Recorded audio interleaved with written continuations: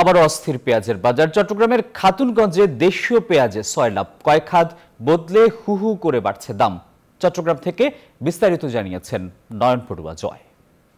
দেশের সবচেয়ে বড় ভোগ্যপণ্যের বাজার খাতুনগঞ্জে আমরা এসেছি। এখানে পেঁয়াজের কোনো কমতি আমরা দেখছি না। দেশীয় পেঁয়াজ যেন দখল করছে বাজার। এই পেঁয়াজটি হলো ভারত থেকে আমদানি করা পেঁয়াজ, আর এই পেঁয়াজের বস্তা, এই পেঁয়াজটি হলো দেশে উৎপাদিত, কুষ্টিয়া সহ বিভিন্ন জায়গায় উৎপাদিত পেঁয়াজ। আমরা দেখছি দেশীয় পেঁয়াজ আর ভারত থেকে আমদানি করা পেঁয়াজ একই দামে বিক্রি করা হচ্ছে। ৮০ থেকে ৮৫ টাকা করে তারা বিক্রি করছেন। যারা ক্রেতা তারা হতাশের কথা বলছেন, যেহেতু কুষ্টিয়া বাজারে সেই পেঁয়াজ এখন ১০০ টাকা কেজিতে বিক্রি করা হচ্ছে। একজন ক্রেতা আছে, আমি একটু জানতে চাচ্ছি কত টাকা করে পেঁয়াজ কিনেন? ১০০ টাকা করে, ১০০ টাকা করে কিনছি। আগে কত?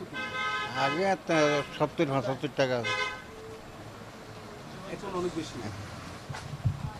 পাইকারের সাথে আমরা একটু কথা বলবো। খাতুনগঞ্জের যাদের হাত ধরে প্রত্যন্ত অঞ্চলে পেঁয়াজ যায়, আমরা একটু জানতে চাচ্ছি পেঁয়াজের দাম হু হু করে বাড়ছে কেন? ধন্যবাদ নিউজ 24। এখন পেঁয়াজ দাম আপনার ভারতীয় পেঁয়াজ এখন কস্টিং বেশি। এখন বর্ডার পর্যন্ত আসলে আপনার ৯০ টাকা ভত্তা। এখানে যদি আপনার খাতুনগঞ্জ পাইকারি বাজারে আসলে ৯৫ টাকা, কিন্তু এগুলি আপনার কাছে কম। এখন দেশি পেঁয়াজ আছে আপনার অ্যাভেলেবেল, এগুলি মোটামুটি আপনার বাজার। দেশি পেঁয়াজ এখন মোটামুটি আছে, কারণ আপনার এখন আপনার ৮০ থেকে ৮৫ টাকা।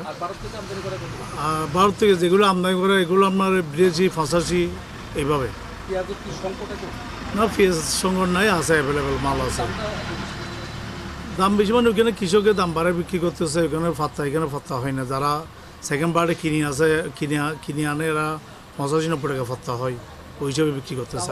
কয়েক হাত বদল হয়ে খাতুনগঞ্জে পেঁয়াজ আসে। হ্যাঁ, কয়েক হাত বিক্রি হয়ে আপনার কৃষক থেকে আসে আর কি। কয়েক হাত বদল হয়ে কিন্তু খাতুনগঞ্জের বাজারে পেঁয়াজ আসে, তার কারণে হাত বদলেই কিন্তু দেখা যাচ্ছে দামও কিন্তু বাড়ছে।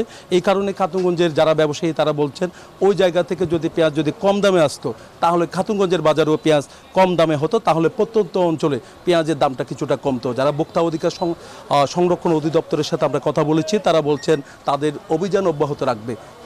নয়ন বড়ুয়া জয়, নিউজ 24, চট্টগ্রাম।